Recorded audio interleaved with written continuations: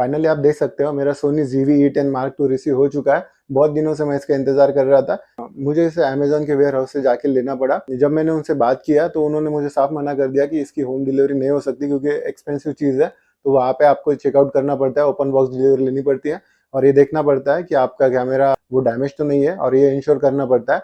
और फिर मैंने वहाँ पे ये चेकआउट किया और दोस्तों मुझे बहुत ही ज़्यादा खुशी हो रही है। ये सब आपके प्यार और सपोर्ट की वजह से हुआ है। मैंने तो बस जस्ट कोशिश की है। मैंने कभी सोचा नहीं था इस मकाम पर जाऊँगा। ये सब आपके प्यार से हुआ है और कुछ नहीं। ये मेरा बहुत दिनों से सपना था। मैं इसे 2020 से खरीदना चाह रहा था। यार कोई 10-12 हज़ार रुपए कमाने वाला कहाँ 1 लाख की चीज़ खरीद सकता है। ये बहुत ही इम्पॉसिबल सी चीज़ थी मेरे लिए, लेकिन ये just because of you guys, आपकी वजह से ये मेरा सपना पूरा हो चुका है। अब भाई हमसे तो इंतज़ार नहीं हो रहा है। चलिए इसका डब्बा खोल करके देखते हैं। मैं आपको पूरा डिटेल में बताऊँगा इसके फंक्शंस के बारे में। और मेरे चैनल पर इससे रिलेटेड बहुत सारी वीडियोस आने वाली है। अगर आप बिगिनर हो और आप भी सोनी ZV-E10 को परचेज करना चाहते हो या उससे सीखना चाहते हो तो चैनल को अभी सब्सक्राइब कर देना। मैं इससे रिलेटेड बहुत सारी वीडियोस अपलोड करने वाला हूँ कि आपको बहुत सारी चीजें इसके बारे में सीखने को मिलेगी।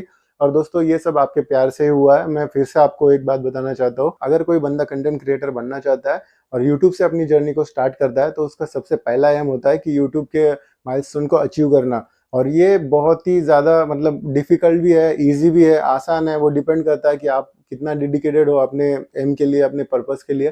तो मेरी भी जर्नी कुछ ऐसी रही है जिसमें बहुत सारे अप्स एंड डाउन आए। लेकिन फ़िलहाल ये किसी और वीडियो में मैं आपसे डिटेल में बताऊँगा कि मैंने अपनी जर्नी को कैसे स्टार्ट किया था और कैसे कुछ ईज़ी ट्रिक से मैंने अपनी जर्नी को तुरंत ही अपनी माइलस्टोन को अचीव कर लिया था। और आप भी कर सकते हैं।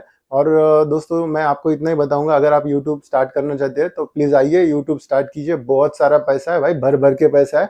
आप जो जॉब करते हो उससे तो कहीं ज्यादा मिलने वाला है। तो चैनल को सब्सक्राइब कीजिए और मैं आपको डिटेल में बताऊंगा कि कैसे क्या करना है। तो फिलहाल हम इसका अनबॉक्सिंग करते हैं और देखते हैं हमारे सोनी के कैमरा हमें क्या क्या देखने को मिलता है। तो चलिए स्टार्ट करते हैं। तो आप देख सकते हैं यहाँ पर ये है एक स्ट्रैप जिसे आप कैमरा को अटैच करके यूज कर सकते हो। तो ये काफ़ी अच्छा सोनी का स्ट्रैप है जिसपे आपको सोनी की ब्रांडिंग देखने को मिलती है। ये है विंड मफ, इसे नॉइस कैंसिलेशन के लिए आप यूज़ कर सकते हैं। अगर आप सोनी का इंटरनल माइक यूज़ करोगे तो आप इसको प्लेस करोगे तो ये काफ़ी बढ़िया आउटपुट आपको निकाल के दे देगा, जिससे कि नॉइस काफ़ी हद तक रिड्यूस हो जाएगा। ये है सोनी का 64 GB का memory card, V30 memory card है ये। इसकी रीड स्पीड है 270 Mbps और राइट स्पीड है 45 Mbps। ये V30 मेमोरी कार्ड है। अगर आप स्लोमो और फास्ट वीडियो रिकॉर्ड करना चाहेंगे तो आप V30 मेमोरी कार्ड से नहीं ऑपरेट कर सकते, तो आपको V60 मेमोरी कार्ड लेना पड़ेगा, जिससे कि आपका कैमरा का जो ऑपरेशन है वो फास्ट होने लगेगा। जिसके बाद हमें यहाँ पर सोनी की बैटरी देखने मिलती है जो कि NP-FZ100 बैटरी है, जो कि सोनी के सारे जो हाई रेंज वाले कैमराज है वहाँ पर आपको यही बैटरी देखने के लिए मिलती है। तो एक तरह से आप कह सकते हैं कि ये सोनी का यूनिवर्सल बैटरी है जो कि सारे हाई रेंज वाले कैमरा में फिट होता है। ये बैटरी आपको सोनी के ZV-E10 में देखने को नहीं मिलती है। इसका बैटरी परफॉर्मेंस उससे काफ़ी ज़्यादा बढ़िया है।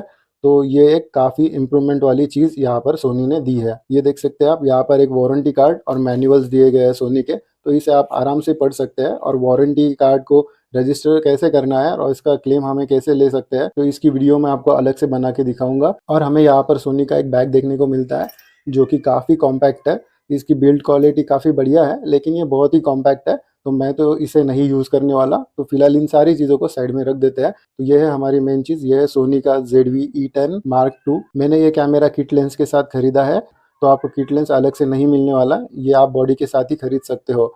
अगर आप किट लेंस नहीं खरीदना चाहते तो आप बॉडी खरीद सकते हो, जिससे कि इस कैमरे का प्राइस है 8 से 10 हज़ार रुपये कम हो जाएगा अगर आप सिर्फ बॉडी खरीदते हो तो चलिए ये सारी चीज़ें साइड में कर देते हैं और मैं आपको दिखा देता हूँ कि कैमरा फंक्शन कैसे करता है। तो ये है हमारा सोनी का सोनी ZV-E10 M2 कैमरा। मैंने इसे वाइट कलर में परचेस किया है। मुझे ये वाइट कलर काफ़ी अच्छा लगा था, इसीलिए मैंने वाइट कलर में परचेस किया है। तो यहाँ पर आप देख सकते हैं नीचे की तरफ से, यहाँ पर अगर इस बटन को आप स्लाइड करोगे तो ये इस तरीके से कुछ ओपन होता है और यहाँ पर आपको बैटरी को कुछ इस तरीके से इंसर्ट करना है। आप देख सकते हो ये एरो, ये हमें कुछ इस तरीके से लगाना है और यहाँ पर आपको बैटरी को इजीली इंसर्ट कर देना है। इंसर्ट करने के बाद आपको एक टिक का आवाज़ आएगा, इसका मतलब है आपकी बैटरी पूरी तरीके से इंसर्ट हो चुकी है। बाद में आपको इस तरीके से इस बटन को फिर से स्लाइड कर देना है, आपकी बैटरी लॉक हो जाएगी। और यहाँ पर आप देख सकते हैं इस बटन को अगर आप स्लाइड करोगे तो यहाँ पर मेमोरी कार्ड वाला सेक्शन है, ये ओपन हो जाएगा। यहाँ पर आप देख सकते हैं मेमोरी कार्ड का एक लोगो दिया है, उस तरीके से आपको मेमोरी कार्ड को इंसर्ट कर देना है। तो चलिए मैं आपको मेमोरी कार्ड को इंसर्ट करके दिखा देता हूँ। तो हमने अपने मेमोरी कार्ड को इंसर्ट कर दिया है। यहाँ पर भी आपको एक टिक की आवाज़ आएगी, इसका मतलब आपका मेमोरी कार्ड इंसर्ट हो चुका है। मैं इसे लॉक कर देता हूँ और चलिए मैं आपको इसके फंक्शन के बारे में दिखा देता हूँ। तो हम कैमरे को अगर ऑन करना है तो यहाँ पर स्विच ऑन ऑफ का बटन दिया गया है। अगर आप इसे ऑन करोगे तो ये आपका कैमरा अभी ऑन हो चुका है। तो चलिए हम इस शील्ड को हटा देते हैं। तो हम यहाँ पर जो भी फंक्शन दिए गए उसको बारी बारी से समझेंगे। सबसे पहले आप यहाँ पर आप देख सकते हो ये जो स्लॉट बना है ये एक्सटर्नल माइक के लिए बनाया गया है। यहाँ पर आप एक्सटर्नल माइक का यूज़ कर सकते हैं या फिर आप फ्लैश लाइट लगानी है तो उसके लिए भी आप ये यूज़ कर सकते हैं। यहाँ पर आप देख सकते हो ये इंटरनल माइक है इस कैमरे का। ये 3 तरीके से काम करता है। अगर आप चाहेंगे तो ये सामने से वॉइस रिकॉर्ड करेगा या फिर आपकी वॉइस पीछे से रिकॉर्ड करेगा या फिर दोनों तरीके से ये वॉइस रिकॉर्ड करेगा। इसके बारे में मैं आपको आगे बताऊंगा। यहाँ पर आप देख सकते हो ये एक टॉगल की है। यहाँ पर 3 मोड आपको दिए गए हैं। ये फर्स्ट यहाँ पर पहला मोड है, ये फोटोग्राफी के लिए यूज़ किया जाता है। ये सेकंड मोड है, ये वीडियोग्राफी के लिए यूज़ किया जाता है। और ये थर्ड वाला मोड है जहाँ से आप स्लो मोशन और क्विक मोशन में दोनों तरीके से वीडियो रिकॉर्ड कर सकते हैं। तो फिलहाल मैं इसको फोटोग्राफी मोड पे डाल देता हूँ। एक बात का यहाँ पर आपको ध्यान रखना है, अगर आप फोटोग्राफी मोड पर रखकर वीडियोग्राफी करोगे तो आपको कुछ फंक्शन डिसेबल हो जाएंगे, वो आपको नहीं दिखेंगे।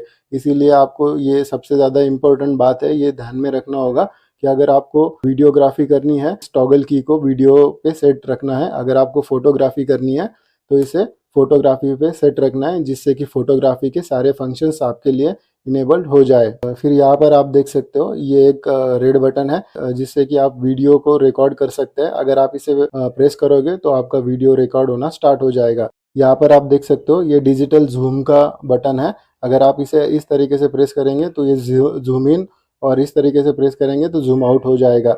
और ये तो मैंने आपको पहले ही बता दिया, ये ऑन ऑफ स्विच है। सामने से कुछ इस तरीके से दिखता है ये। और इसका जो स्क्रीन है स्पेक्टिकुलर स्क्रीन है जिससे आप इसे रोटेट कर सकते हो किसी भी एंगल में। तो ये रोटेट हो जाता है इजीली। सामने की तरफ से आपको और भी कुछ ज़्यादा बटन देखने को मिलते हैं जिसका टेक्निकल यूज़ है मैं आपको आने वाले वीडियो में अच्छी तरीके से समझाऊंगा। मेनू बटन कैसे फंक्शन करता है या फिर फंक्शन बटन को कैसे हमें ऑपरेट करना पड़ता है, ये मैं आपको आने वाले वीडियो में दिखा दूंगा। यहाँ पर आप देख सकते हो ये प्ले वाला बटन है। अगर आप इसे दबाएंगे तो कैमरा का गैलरी ओपन हो जाएगा जिससे कि आपने जो भी फोटोज और वीडियोस को कैप्चर किया है उसे आप देख पाओगे। अगर आप इसे कुछ ऐसे करोगे तो आपकी कैमरा गैलरी पूरी तरीके से ओपन हो जाएगी। अगर आप इसे फिर से प्रेस करेंगे तो कैमरा बैक मोड में आ जाएगा।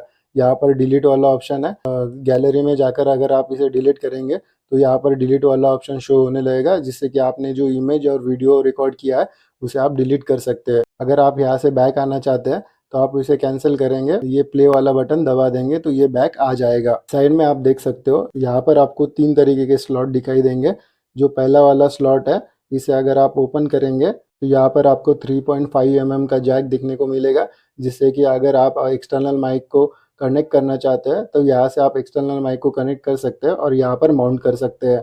यहाँ पर आप देख सकते हैं एक टाइप सी पोर्ट देखने को मिलेगा जिसकी मदद से अगर आप चार्जिंग करना चाहते हैं तो चार्जिंग यहाँ से चार्जर को कनेक्ट करके चार्ज कर सकते हैं।